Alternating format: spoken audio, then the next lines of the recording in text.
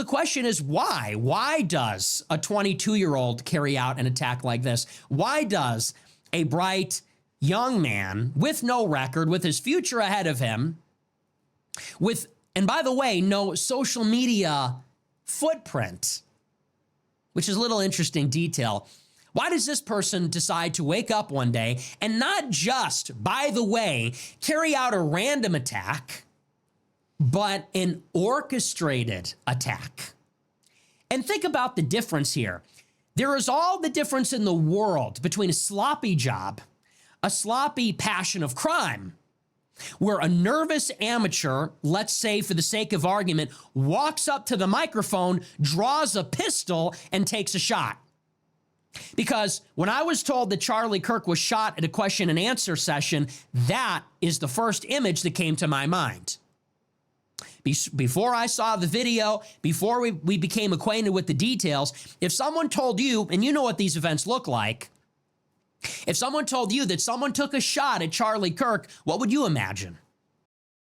I actually imagined like the Trump assassination, like the attempt on his life. I imagined that actually, but it makes sense why you would also think this.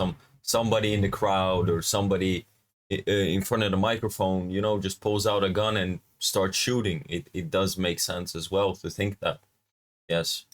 I would imagine that when entering or exiting, or when sitting stationary in the chair, someone would draw a short-range weapon from a short distance and take a shot, like Luigi Mangione. But this required planning. This required sophistication. All these things that we just talked about, all these details were premeditated.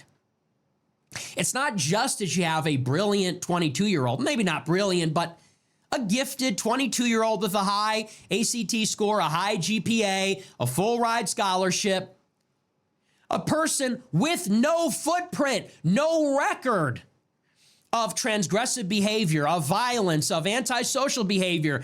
As far as we know, no mental illness, no digital footprint of political extremism. Not just why does this person wake up one day and take a shot, which might be explainable by impulsiveness or passion or youth. Wake up, he's at my campus, reach for a gun, take a shot. He drove 3.5 hours from his home. He cased the location. He cased it. He scoped it out. He looked at a map. He scoped out where Charlie would be on the campus. He looked where he could take a shot. He thought about the choice of weapon, what would be reliable, what would have the requisite velocity, the scope. This is a marksman. He had experience with firearms. Now, maybe if you're a hunter, this sort of thing comes naturally, but I believe that hunting wildlife is different than killing a human being in a political assassination. So he premeditates this plot to drive 3.5 hours, set up on a perch, take the shot, drive home. Why does a 22-year-old do such a thing? And the explanation is that he hated conservatives. He hated Christians. He apparently had a transgender boyfriend, a male to female transsexual boyfriend that was living with him. And we've learned a little bit about the transsexual boyfriend, whose name is Lance Twiggs, kind of a ridiculous name. And they say that Lance Twiggs was a similar-aged young white man, also from a Mormon background, who was kicked out of his household by his parents when he came out as transgender and would not accept conversion therapy or reparative therapy or prayer from the Mormon church. And so circumstantially, people say, well, he's left-wing. He is dating a transsexual.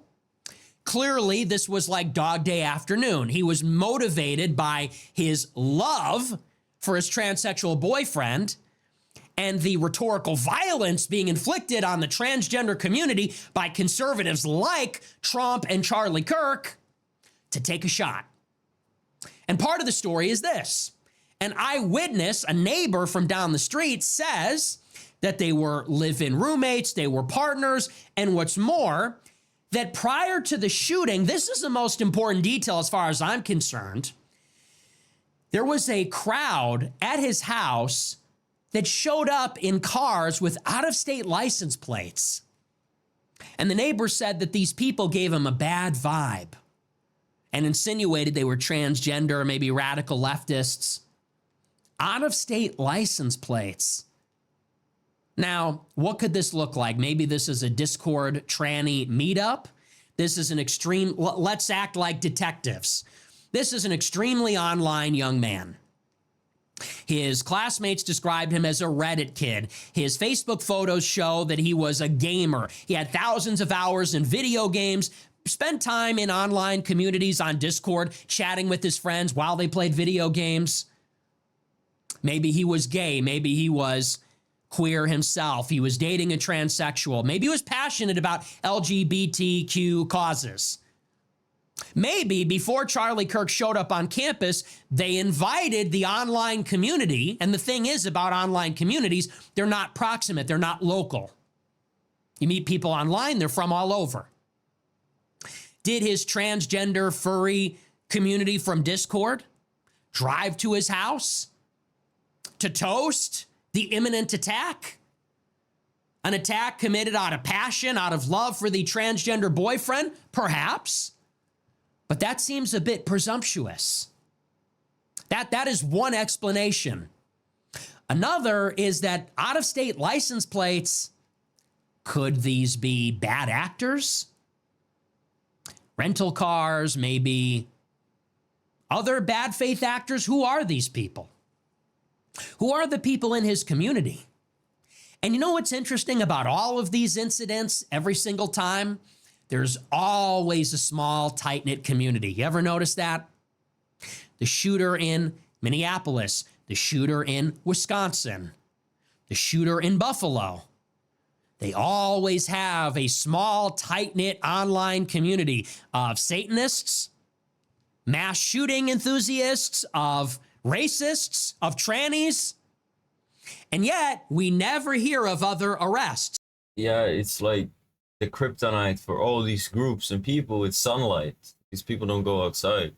They just like keep getting worse and worse and worse being online in these groups. And it's crazy. Like, the thing is, we shouldn't stop these people from expressing themselves. We just need to out them and be like, hey, you're mentally ill. You need to go fucking outside and meet normal people and speak to normal people. Because if these people are continue to be pushed against the wall and they continue to be like rats and go deeper and deeper and deeper down the hole because people don't allow them to speak or express themselves, these people are just going to be surrounded by other mentally ill people, and then they're going to start doing more and more stupid stuff. They need to be around people like me, like people like you, like people like Nick, like people like on the street. They need to be around normal people so they see how people operate, that the common consensus isn't, yeah, let's kill anybody who disagrees with us, who is against our group. It's a very like tribal thing. And people need to understand that it is not a good thing to do to kill other people because they're not in your group, in your little bubble. It doesn't work like that. Do we? We never hear of a crackdown. We never hear about a network. And isn't that the sort of thing that you would need to see? Not just the least bit because you're bringing accomplices to justice, but also to... Yeah, it's like you throw the shooter in jail, or you give him, or you give him the electric chair or the injection, lethal injection, or whatever. You kill him. But still, the people who egged him on, who supported him, who gave him these ideas, who planted these ideas in his head, this mentally ill individual, like, these people also need to have a little light shined on them, a little sunlight shined on them. You can't just like egg people on to do heinous shit, get off scot-free. It shouldn't be like this. Create a deterrent against other people that might not say anything, that might not speak up when they witness a crime that might be forthcoming? So that's why I say we don't have all the information here yet. There are a lot of discrepancies. There are a lot of unanswered questions. Were there people with out-of-state license plates? Was that this neighbor's imagination or was that real? He said they gave him a bad vibe. Certainly, if out-of-state people that do not belong in St. George, Utah, if they're showing up to this killer's house in the week before the shooting, they should all be persons of interest. And it raises a lot of questions. And we can't assume that they're just tranny furries from Discord or something, although that is a plausible explanation. Now, there's some other problems with the theory. If our going theory is that he's some political extremist, what is really notable, it's not just what we see, it's what we don't see. What we see now are a collection of curated Discord messages. We see one Discord message that he sent confessing the crime and a handful of others from a server shortly after the crime was committed. We're supposed to believe this is a radicalized leftist, took the shot, etc. But you know the thing about young, radical, political people on the internet? You know, they tend to broadcast their opinions. Have you ever met extremely political, extremely online young people? They have a tendency to not be able to keep it in their pants. Take it from me. Take it from anybody.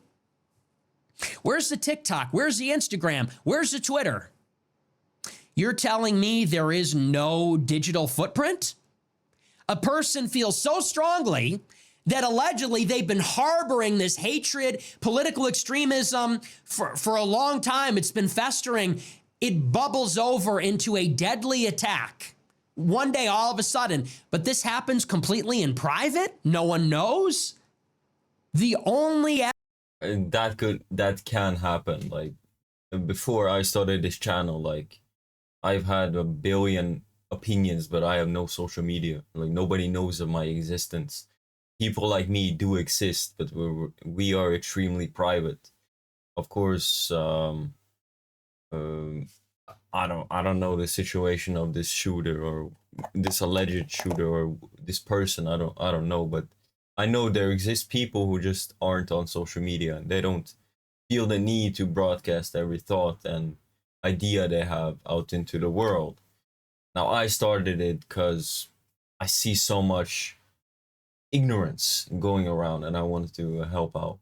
evidence of a interior transformation on the part of the killer is testimony about a family dinner where allegedly Charlie Kirk's forthcoming college visit was discussed and liberal opinions were expressed at the dinner table. No tweets, no Instagram, no TikToks, no nothing. And you know what that reminds me of? It reminds me a lot of Thomas Crooks, the shooter at Butler. Remember that 18-year-old high schooler that shot Trump randomly in Butler? Another political extremist with no digital footprint. That's pretty, one, you might say it's possible, but two, the person that shot Trump in the head in the pursuit of political extremism had no digital footprint, no political digital footprint. The person that shot Charlie Kirk in the neck and killed him, also zero digital footprint other than a Steam collection. Seriously? It's a bit strange. Now, there is a plausible... I mean, you can explain this in a lot of things. It's like, this dude probably had no friends. Like, why should he be posting? He's a loser. I mean, there's many reasons for why. Yeah, I don't know. Explanation for this. Other people have pointed this out, and I don't think this is inappropriate to say. When you look at this person's face, and when you hear the testimony from people that knew him, he strikes me as an autistic loser, basically. He had thousands of hours logged on video games. He's got a Facebook picture from when he was in grade school, receiving computer accessories for Christmas, playing on the computer. This was an extremely online Zoomer. And being an extremely online Zoomer, I can tell you, if you're a Zoomer, you know what I'm talking about. There is a species of extremely online Zoomer that actually is discreet. There are gamers, there are autistic gamers out there that are not good looking, that are not sociable, and they're obsessed with politics and they're obsessed with video games. And they do only have a Discord, let's say. They don't actually have an Instagram. They don't have a Facebook. They don't have a Twitter account. They do exist. There are these people, and it's a different species of extremely online Zoomer, but they might just have a Reddit. They might just have a Discord. They might, because they're ugly, quite frankly, and not popular. Why would they be posting on Instagram? They're not good looking. Yeah, that's what I was thinking. It's like if you're a loser and you have no friends, you have like this, you have no social skills, you have no friends, you are physically unattractive. Like the reasons for why you're not on social media and posting and engaging and doing all this stuff other people are doing, I mean, it just keeps stacking up why you aren't doing the things other people are doing.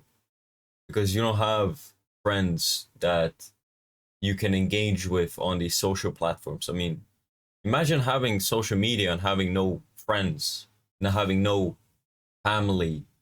I mean, he had family, but I'm talking about like, if you have no friends, what's the fucking point of having social media? And if you're unattractive, what's the point of having social media? You're not gonna get any girls, not gonna get any friends. You're fucked. Especially if you are really bad with social skills.